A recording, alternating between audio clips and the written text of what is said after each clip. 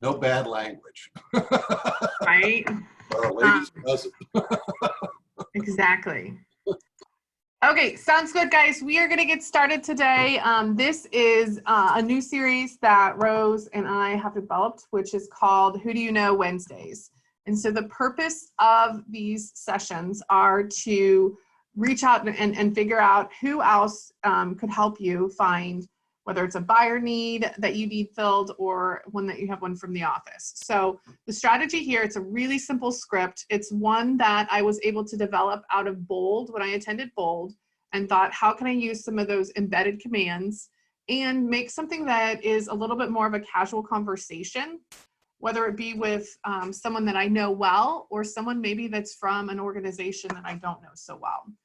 So in my business, I had used it previously for finding when I had a buyer need, I would then pick up the phone and call people that lived in that area.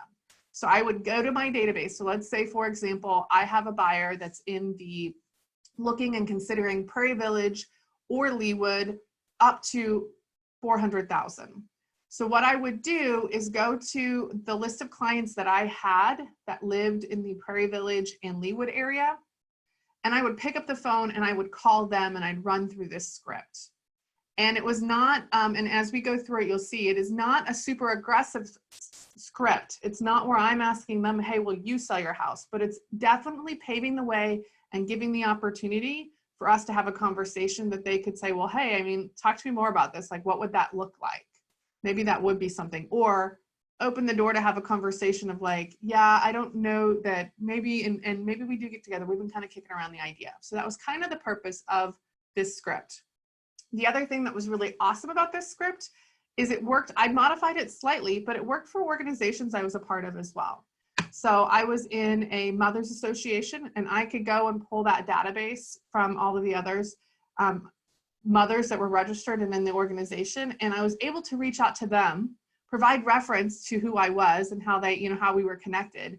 And I was able to call everybody in Prairie Village and Leawood who didn't know me, really. We weren't connected. We hadn't really actually officially met so much, but I was able to connect with them and they were more than happy to help me help a family find a home.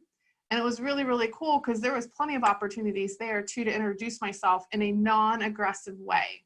So know that this is something you can use with people you do know, and then also maybe some of those outliers that are in an area that maybe you don't know as well.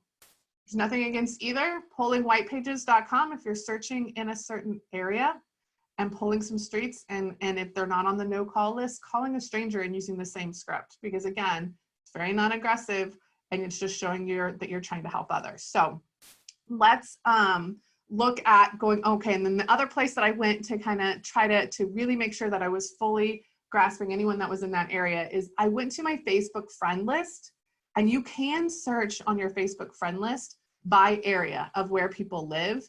And so if there was somebody that wasn't already in my database, I went there and used that to create a list of people to call as well.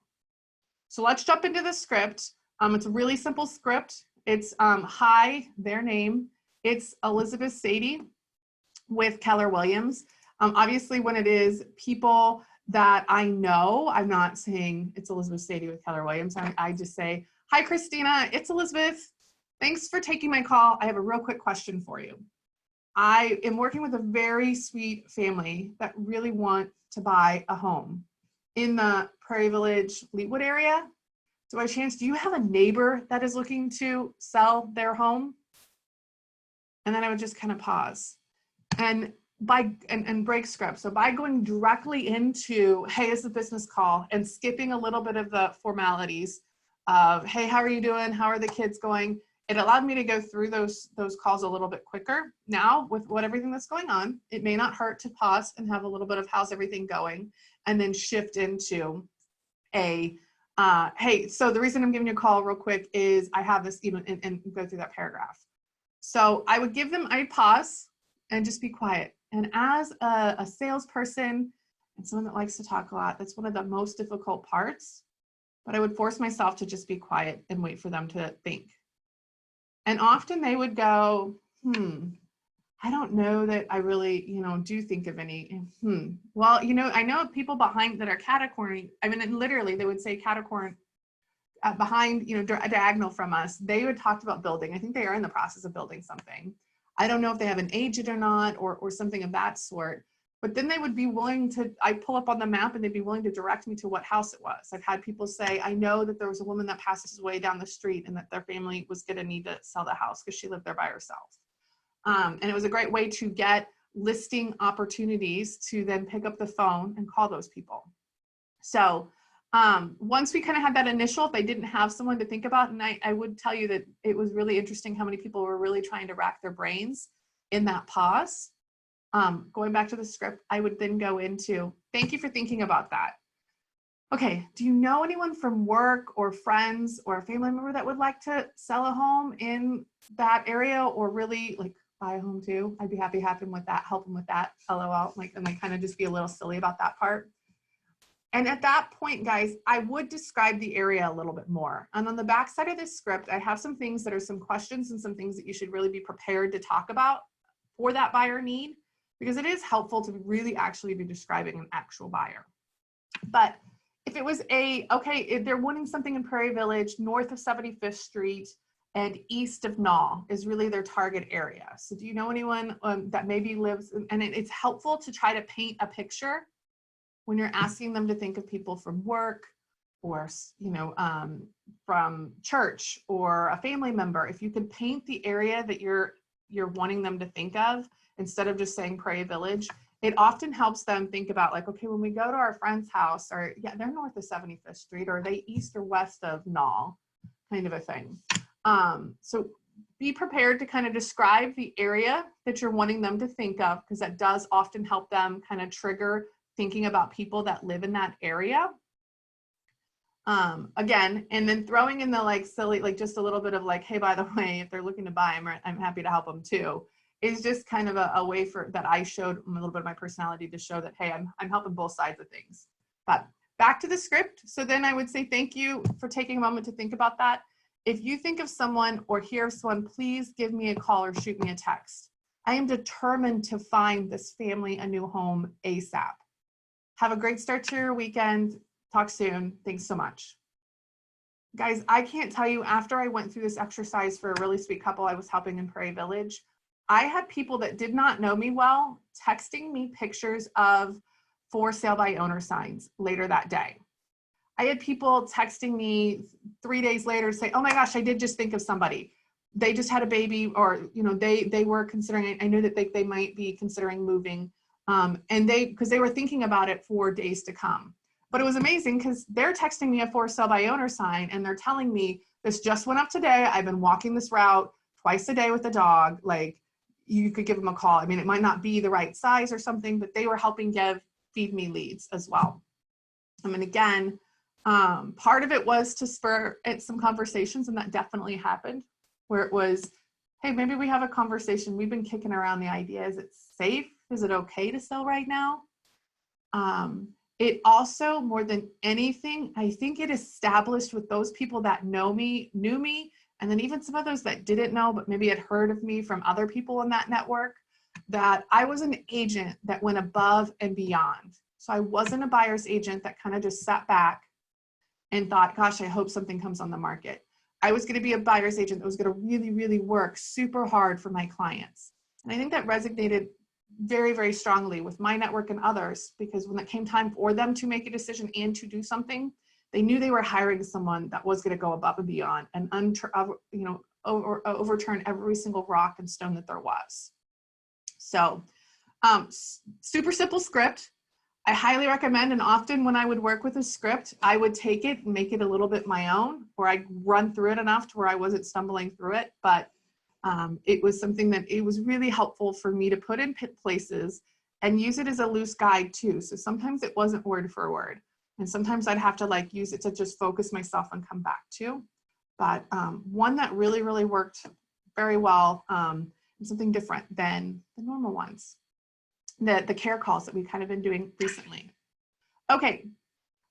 So as I said before, you might be going, I don't have any buyer needs right now, Elizabeth, or my buyer need is in South Olathe, and that's not necessarily an area that I'm really wanting to try to pick up a whole bunch more listings. But if you don't have any buyer needs right now that you really feel like your network could support, feel free to go on to our private Facebook group. The reason that we kind of had gone through and developed these buyer needs, and I pinned them as an announcement. So all of these buyer needs here is so that you could go in and say, I'm really wanting to increase the business that I do in the Prairie Village Fairway area. And coming in and saying, Adrian, can you tell me a little bit about your buyer? Is it okay if I go and look for a listing for your buyer? So you can use someone else's buyer to make these phone calls. And again, you're just changing your conversation from my buyer to our buyer kind of a thing. But feel free to go in and use other agents in this office's buyers. I mean, obviously with their permission, and I would highly recommend that you go through and ask them some questions about it. But you're doing them a favor and opening up the door and opportunity for them, because if you do get a hold of someone and you're able to call and say, Adrian, I have a listing that you could do a one-time showing on, they're going to look like a rock star to their client too, and it's a win-win for everybody. And again, if you are able to identify something off market for a buyer, you again look like a rock star. You look like someone that is like absolutely amazing, and that's a story that they will tell on your behalf for years and years. And I've knocked on the doors of houses for buyers, and it was a wonderful story. And those people were incredibly loyal to me for years because they knew I was not afraid to go and do above and beyond. Okay. So to be prepared to make calls and kind of use this as a prospecting tool, I would highly recommend that you sit down and kind of brainstorm if it is your buyer, or if you're calling another agent whose buyer you're going to use to prospect with, ask them what the family's criteria, or the couple or the buyer's criteria is. So number of beds, bath, garage, price range. Those are some good general ones to have. If they are very specific about, I really need a ranch, or I really need all the bedrooms to be on the same level, you might make note to that. Because the more that you can talk about it being a real person, the more that the other person on the other end is going to be inspired and want to help, because people really do want to help you be successful. The other would be if they are cashed or financed, and knowing kind of what kind of a loan that is, I would say would be helpful. And not because if it's an FHA loan that you get to broadcast that to everybody you call, but if it's a conventional loan with 20% down, that'd be a story to tell too. Hey, these are solid buyers. They're a conventional loan. They're putting 20% down. They can cover their own closing costs. That you're making the story even stronger, that this could really be an easy opportunity for someone not to have to go through the hassle of putting their house on the market if they would consider a one-time showing. The other would be specifics on the areas they are considering. So this is what I talked about a little bit for. When you're trying to paint the picture for whoever you are talking to, understanding what the north boundary is, the south boundary is, it's a really good way to kind of try to describe an area. Maybe the east and the west boundary. Sometimes it would be neighborhoods if you know that there's specific neighborhoods in those areas, but kind of using streets and those boundaries helps where somebody can think, oh yeah, like, so Mission's going to be where that, businesses that I kind of go to a lot, and like using the main highways, so like some more easy to recognize boundaries would be great. Okay, the next thing that's always important is the timeline for closing that the family or our buyer is willing to consider. So if there is a buyer that is, if we get the right house, we're happy to do a 90-day close. So it gives the seller time to go find a property. If we can secure it and make sure that we've got a place to go. Or if it's a 60-day close or something of that sort. So understanding exactly how willing the buyer is on a closing date would be good. So knowing if it's 30, 45 days, 60, whatnot. The other piece on that is when it comes to knowing the closing date is how are they willing to be flexible on that? So if you've got a buyer that is super flexible to say, hey, we can write the contract to give them 90 days to find a property, and know that my buyers are flexible, that if you guys find something and you need to do a 45-day close, they're more than willing to move it up to 45 days. So the more flexibility you can show and communicate to those parties, the likelihood too that you're going to be able to show that, like, hey, we're willing to work with you and make this as comfortable as possible for you or a neighbor or a family member or such. And then finally, knowing when they can actually come view the home. for like a one-time showing would be really helpful, because there is a good chance that you're going to get somebody on the phone to say, you know what, let me talk to John. Like, we were kicking around the idea, and Elizabeth, if you're telling me like they can see beyond like what's right here, and we don't have to get the house like perfectly staged. Like, I wonder if, I mean, we'd be willing to give it a shot for the right amount of money. And if you can say, well, I know we're kind of already planning on going out on Sunday. So Sunday at like 1 o'clock would be an option, or if next week would be better. I know that we kind of had planned on Tuesdays are a good time. So we could do maybe Tuesday in the early afternoon, but having those times available will help too with speeding things along to where that party that you're talking to can talk to any other decision makers and say, sure, yeah, we're good. Like, text you back and say, we're good for Sunday, bring them on by. So that's kind of what, if you can really, it's a simple script. It's very non-aggressive. And again, you're asking about a neighbor or a friend or someone else, not necessarily them. And often, you know, you can easily move into that. Well, I mean, hey, if you and John would be willing to sell, I'd be happy to explain it, like what it would look like. But it gives to where people, again, are really trying to help. Okay, so here is a little bit, and I will send this out to you guys. Here is how you go about searching for people in a certain area in your friend list in Facebook. So if you go and you just search at the top for the area, then you can click on people. And then you can click here, Leawood, Kansas, as to where they live, and it'll bring up everybody that lives in that area. So hopefully that's helpful. Are there any questions or anything else I can help speak to?